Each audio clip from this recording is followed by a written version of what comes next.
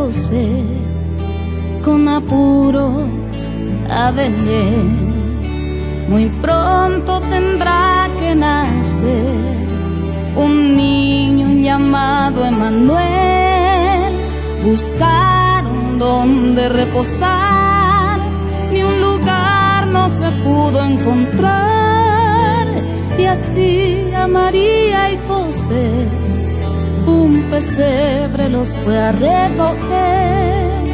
Y así a María y José un pesebre los fue a recoger.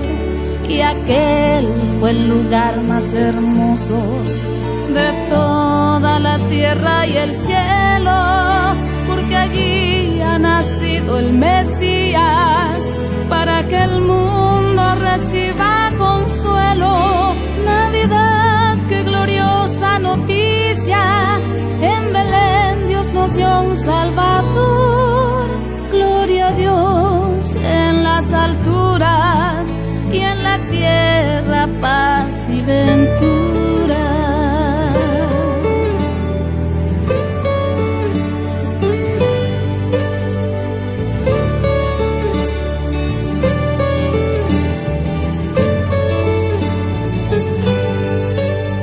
Si Cristo volviera a nacer y en tu casa tuviera que ser, qué lindo sería que el Rey encontrara morada en tu ser. Él quiere llenar con su paz a un mundo sediento de paz. Y si Él no gobierna el hogar, nunca allí habrá felicidad.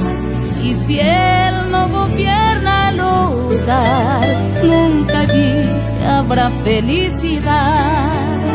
Que tu vida no sea el mesón que no tuvo lugar para Dios.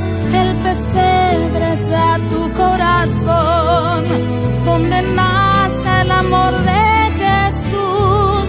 Navidad, qué gloriosa noticia, en Belén Dios nos dio un Salvador. Y si tengo a Jesús, agua viva, Navidad será siempre.